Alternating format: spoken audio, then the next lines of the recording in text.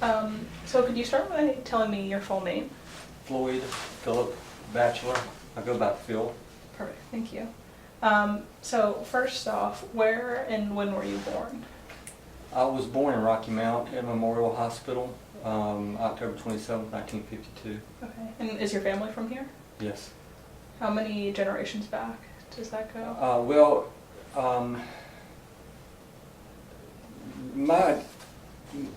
As far as in this area, Mm-hmm. we go back to the early 1800s. Okay, and has your family worked at the mill during that time? The first that I know of, my great-great-grandfather who fought in the Civil War worked there as a night watchman, and that was in later on in the late years in his life. He lived in the house across from what they're calling Koi Pond now, Mm-hmm. and the house is empty at the present, but it's directly across the street from there on the corner facing Falls Road. My great-great-grandfather lived there. When he lived there, I don't know, but he's buried in, him and his wife are, along with a lot of my family, is buried in the cemetery in Battle Park. His name is Curtis Ezel, and his wife was Miranza Ezel. And as a matter of fact, he fought down in, there was a movie made of it, Glory, the movie Glory, Mm-hmm. but he was inside the fort, because he was on the Confederate side. Mm-hmm. But anyway, that's all I know about him. I mean, I know a lot about him, but as far as pertinent to the mill, Mm-hmm. that's all I know about him. My grandfather worked there for a short period of time, and I don't know when, but he was born in 1877 and died in 1959. And he was raised in Oxford Orphanage. And nobody really knew anything about his early childhood until I came along and did a lot of research and found out when he was born and all that. My father worked there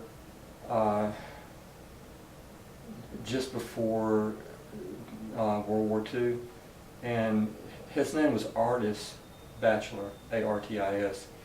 And when he was in the Army, they wrote his name as Otis. He just went with Otis from then on. Mm-hmm. So, as far as documents in the mill, if there's any exist, and there was one, they had a mill paper during World War II, Mm-hmm. and there was a brief mention. Does anybody know where Artis Batchelor is? And that was it. But anyway, he went in the Army from the rest of his life. He went by Otis, and. But he worked at the mill there for a short period of time. But when he got out of the Army, he went to the railroad. So, but that's my family as far as who worked for the mill. Mm-hmm. What was your grandfather's name, by chance? James Lemon Batchelor. Okay. Yeah. Great. Yeah. And so you lived around here, but you didn't work at the mill? No. Okay. And so when your father was working there, were you alive at that time? No. No. Okay. Great. Did you live in the mill village, or did you live lived outside? adjacent to the mill village. I lived, in the neighborhood. Mm-hmm. All my friends were from the mill village, and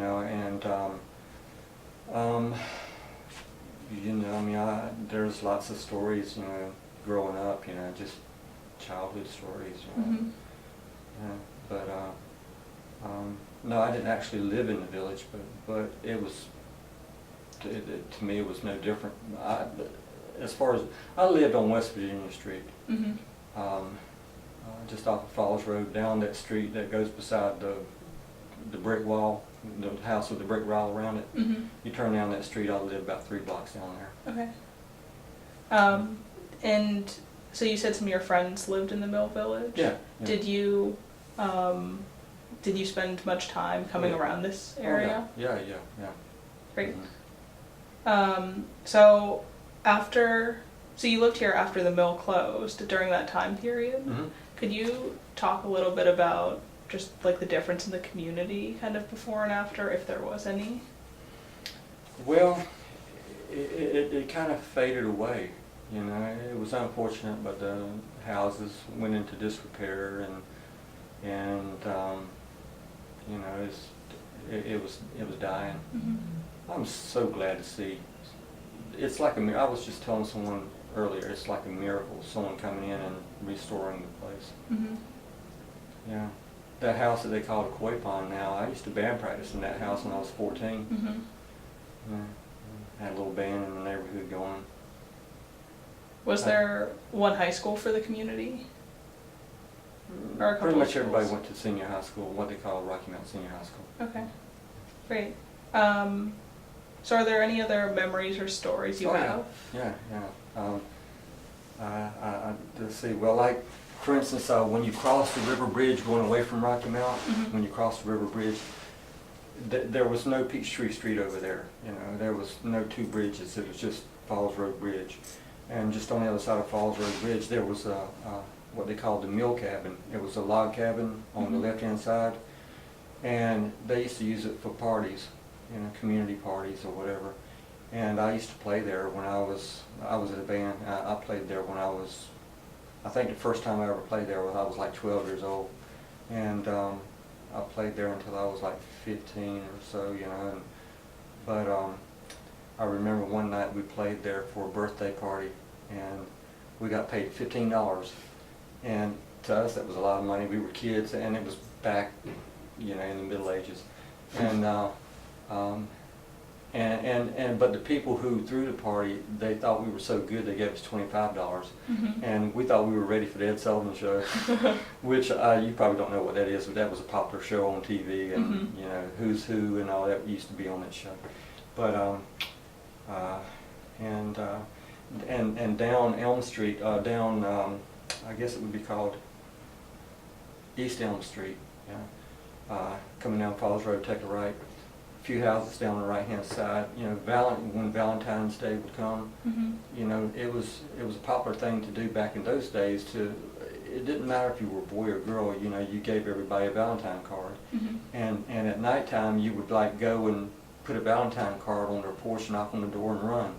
And that's just that's I don't think they do that anymore. Mhm. But that's the way we used to do things, and so we went to this boy's house that he was my third cousin, Wayne Ezel.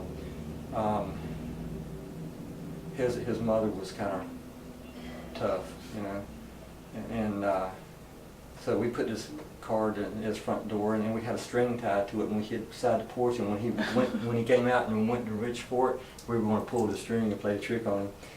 But his mother came out, and I'm not going to say the words, but she says, "If anybody pulls that string, I'm going to jump off the porch and I'm going to..." Anyway, I'll leave the rest of it.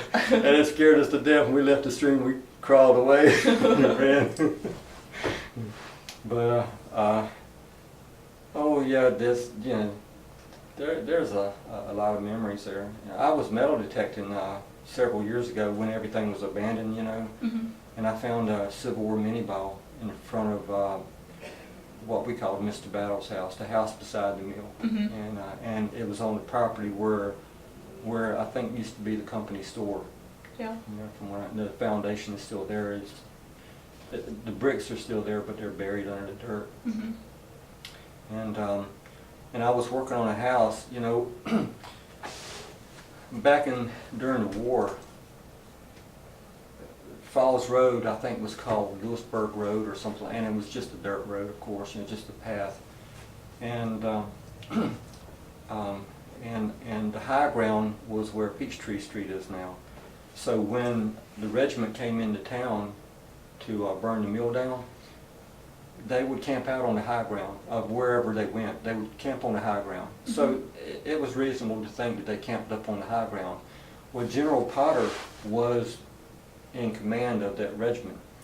And so I was working on a house on Peachtree Street, and you can look down and you can see the hot dog stand on Falls Road. Mhm. And so I was working under this house, and I found a Civil War button, and you could tell it had been gold plated at one time, and there was a P on that button. I still have that button, and it's just curious. It kind of makes me wonder, Mhm. you know, who it could have belonged to. Yeah. um, when you go down Falls Road, and as you approach Elm Street, the second house before you get to the corner on the left-hand side, Mhm. there were some people that lived there. I think their last name was Williams.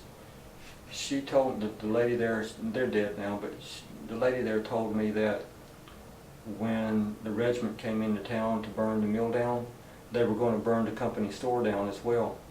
And Potter stepped out and told everybody in the crowd that they had told everybody to evacuate the mill before they burned it down, and there was like about 150 people there, and plus the people in the neighborhood, kids and all. And Potter had told everybody, we're burning everything down, and we're going to burn the store down as well. If you want anything in that store, get it now, because we're going to burn it down. And nobody moved because, you know, I mean, it was the store. It was Mr. Battle's store. Mhm. And so they got ready to torch it, and they said, I'm telling you right now, go get it if you want anything. So the lady that lived in that house, that second house before you got to the corner, she said her great-great-grandmother was a young girl. She said she ran inside the store and got 2 andirons, you know, like fireplace. Yeah. And you know, other people were getting stuff, you know. She got 2 andirons. It's just a little tidbit information, but Mhm. it's just, you know, I thought it was interesting myself. Yeah. I can't contribute anything significant, but the compilation of everybody's stories maybe can piece something together, and that's basically what I have to say. Mhm. Now there is, I don't know if anybody's mentioned this, but at the end of West Elm Street, the last house on the right, Mhm. back in the woods back there, there's a slave graveyard. Oh, is there? Yeah. I didn't know that. Yeah. Yeah. That's I've known that ever since I was a little bitty kid. Mhm. And it's not something that people talk about. It's, you know, I've mostly forgotten. But I always remember it. I've always had this thing about history. I love history, and I remember stuff. You know? Yeah. Yeah. But anyway, it was interesting to me to know there was, and I've walked around in it, and there's stones in there, Mhm. you know, headstones. No words or anything, but just like rocks, like they used, and that was pretty common back then. Mhm. You know, you didn't have the means to write something on a rock, you know, they just did it. Yeah. And not only slaves, but lots of people. Mhm. Do you know when the mill was burned down, either the first or the second time, do you know if anyone in your family was working there at that time? No. No, I don't know anybody that worked, you know, I no hearsay or anything of Mhm. anybody that worked back then, but my great-great-grandfather, he's the earliest, but I think he probably worked there around in the very early 1900s, Mhm. or late 1800s, because he died in 1917. He's buried, like I said, him and his wife are buried beside each other. Their gravestones lay down on the ground. Mhm. They don't sit up, they lay down. Yeah. And it's close to the little road that goes by there. Curtis and Moranza Ezel. He was born in 1844. Okay. Great. Well, I don't think I have any more questions for Okay. you, Okay. but thank you so much for Okay. chatting. Well, I wish I could have, you know, said something significant. No, but- that was all very helpful. Oh, you know, I'll tell you something I did do though, is when they burned the mill down, they said it was it was to produce uniforms for the troops. Mhm. So that's one reason why Potter came up the river to burn the mill down, you know, to destroy the supply. And I was thinking, well, now if they made uniforms, they probably had buttons there too. So I went scuba diving down in the river beside, you know, down in the race, Mhm. where the water comes out from the mill wheels. Yeah. And I went diving down to the bottom and looked around pretty good, but I didn't find anything. Mhm. Might have gone downstream, maybe. You know, very well. Actually, I went from the trestle all the way up, you know, to the mill, Mhm. and on the bottom, and you know, didn't really find anything. Old bottles and stuff, but you know, nothing significant. Yeah. Great. Okay. Thank you so much. Sure. It's nice meeting you. Good to meet you too. I wish I could have contributed more, but you know,